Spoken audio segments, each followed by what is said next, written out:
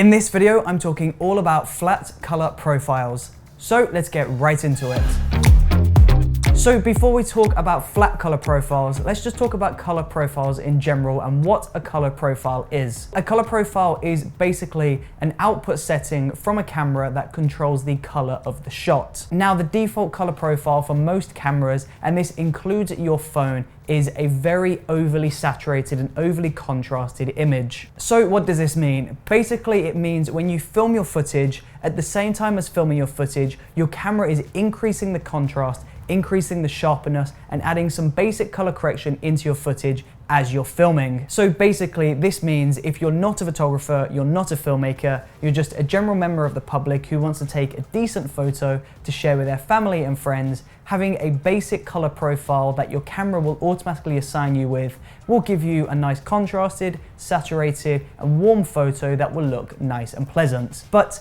if you're interested in filmmaking and photography, you really want to disable this color profile and move to a flat color profile if you want to take your work to the next level. So that brings us on to the next question, and that is, what is a flat color profile?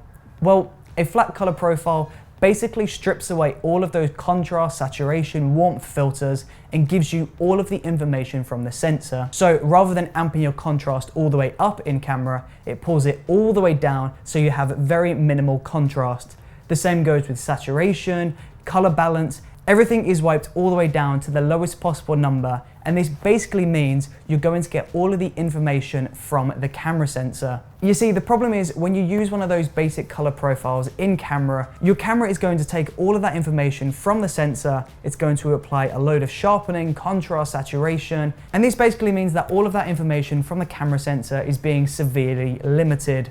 Rather than getting access to the shadows, the highlights, the midtones, all of that amazing color information that your sensor might be able to capture, you're being given this much amount of wiggle room to play with. So this basically means that when you drag this footage onto the computer, if you want to pull up the shadows, you want to increase the brightness in the shadows, you won't be able to because the blacks have been crushed. And the same goes for the highlights. If it's a little bit overexposed in the footage and you want to pull this down to bring it back into correct exposure, you won't be able to because the contrast and everything has been applied to the footage.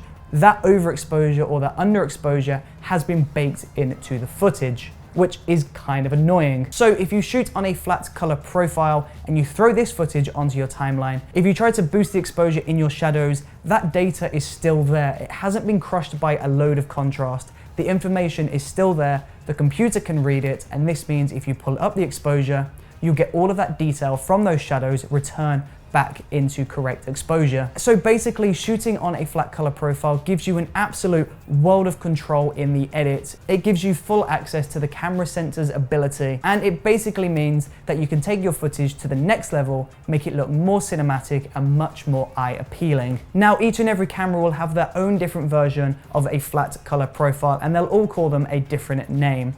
On Sony, it will be Sony S-Log, and inside of S-Log, you've got S-Log 2, S-Log 3, S-Log 3 Cine, and these are different variations of a flat color profile. So if you're trying to get the most out of your camera, you really want cinematic images and videos from your camera, then switching from a Rec 709 to a log or flat color profile is the best way to do this. If you enjoyed watching this video, then please do let me know in that comment section below. And of course, if you found this helpful at all, then please do consider subscribing. I upload a brand new video every single day for you, and the best way to stay updated on everything that I upload here is by pressing that subscribe button.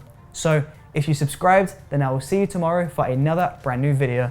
Thank you for watching.